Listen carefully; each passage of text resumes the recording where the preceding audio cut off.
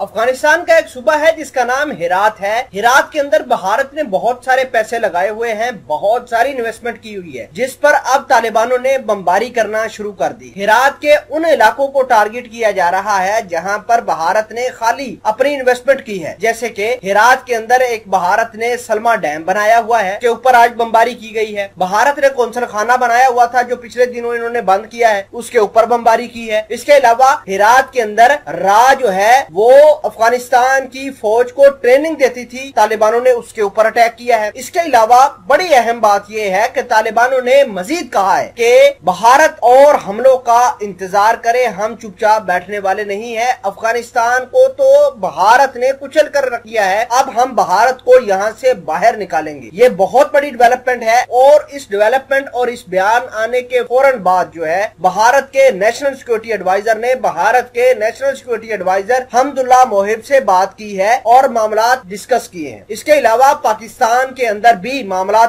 बड़े डिस्टेबल हो चुके हैं, क्योंकि पाकिस्तान के अंदर भी हार्ड कोर टेररिज्म और टीटीपी जो है वो मुतहर्रिक हो चुकी है और उनको फंड जो है भारत और अशरफ गनी कर रहे हैं। मामला को डिटेल के साथ देखेंगे। छोटी सी गुजारिश है कि आप हमारा यूट्यूब चैनल हसनात टीवी को सब्सक्राइब कर ले, घंटी के निशान को दबा ले ताकि लेटेस्ट न्यूज आप तक बर वक्त पहुंचती रहे। नाजरीन ग्रामी, आज अफगानिस्तान के जो स्पोक्स पर्सन है जिनका नाम ज़बीउल्लाह मुजाहिद है, आज उन्होंने अपना ऑडियो बयान जारी किया है जिसमें उन्होंने कहा है कि हमने भारत और अफगानिस्तान की दोस्ती पर बमबारी की है। और साथ उन्होंने बताते हुए ये कहा है अपने रेडियो बयान के अंदर कि हेरात के अंदर भारत के एक एक इंटरेस्ट को हमने टारगेट किया है। हेरात के अंदर भारत ने सलमा डैम बनाया हुआ है जो मोदी सरकार ने 2015 के अंदर कंप्लीट किया था। इसके अलावा वहां पर बिजली के कारखाने लगाए गए थे भारत की जानिब से, वो तबाह कर दिए थे। भारत ने कौंसल खाना बनाया हुआ था, आज वहां पर बमबारी की गई है। इसके अलावा आपको ये भी बता दें कि अफगानिस्तान के जो तालिबान हैं उन्होंने भारत के उन ट्रेनिंग कैंप के ऊपर हमला किया है जो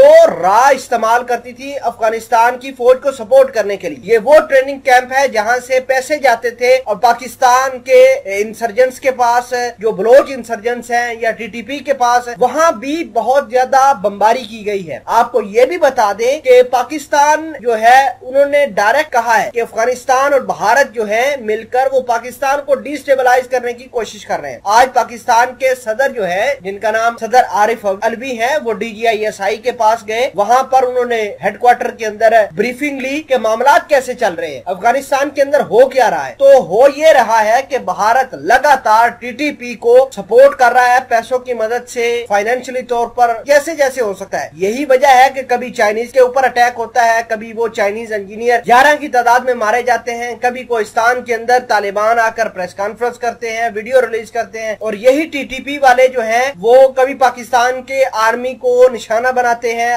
बलोचिस्तान के अंदर। तो बलोचिस्तान के अंदर KPK के अंदर भारत ने अफगानिस्तान के सदर अशरफ गनी के साथ मिलकर टीटीपी और दीगर जो बैड तालिबान हैं उनके साथ मिलकर पाकिस्तान के खिलाफ कार्रवाइयां करना शुरू कर दी हैं। तो ये मामला चल रहे हैं। बहुत ज्यादा तालिबानों ने कहा है कि भारत मजीद हमलों का इंतजार करे, हम भारत को नहीं छोड़ेंगे, क्योंकि भारत जो है इसने जकड़ के रखा हुआ है अफगानिस्तान को। और अफगानिस्तान जो आजकल रजिस्टर्स दे रहा है ये सिर्फ और सिर्फ अशरफ गनी जो सपोर्ट मांग रहा है भारत से, उसकी वजह से। भारत ने 2 असले के जहाज जो है 7 जो है वो अफगानिस्तान के अंदर भेजे। अशरफ गनी तो डायरेक्ट एयर सपोर्ट और इसके अलावा जो भारत से मिलिट्री मदद की बात कर रहे हैं। तो ये चीजें आजकल अफगानिस्तान के अंदर चल रही हैं।